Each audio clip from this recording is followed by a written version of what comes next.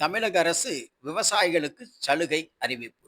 2026ஆம் ஆண்டு குறுவை சாகுபடிக்காக 134.83 கோடி தொகை ஒதுக்கீடு. தமிழ்நாட்டில் குறுவை சாகுபடி 5.14 ஏக்கர் பரப்பளவில் நெல் சாகுபடி செய்யப்படுவது வழக்கம். மேட்டூர் அணையில் போதிய நீர் இல்லாத நிலையில் ஜூன் 12ஆம் தேதி தண்ணீர் திறக்க முடியாத சூழலில் குறுவை சாகுபடி செய்வதை ஊக்குவிக்கும் விதத்தில் நெல் உற்பத்தியை அதிகரிக்க விவசாயிகளுக்கு சலுகை. குறுவை நெல் சாகுபடி செய்யும் விவசாயிகளுக்கு நெல் இயந்திர நடவு, நேரடி நெல் விதை பிரிவுக்கான ஊக்கத்தொகை, உயிர் உரங்கள், நெல் நுண்ணுயிர் ஊட்ட உரக்கலவை, விதை நெல் விநியோக மானியம், புதிய நெல் ரகங்களில் சான்று விதை ஊக்கத்தொகை வழங்கப்படும். இதற்காக தமிழக அரசு 134.83 கோடி நிதி ஒதுக்கியுள்ளதாக தெரிவித்துள்ளது.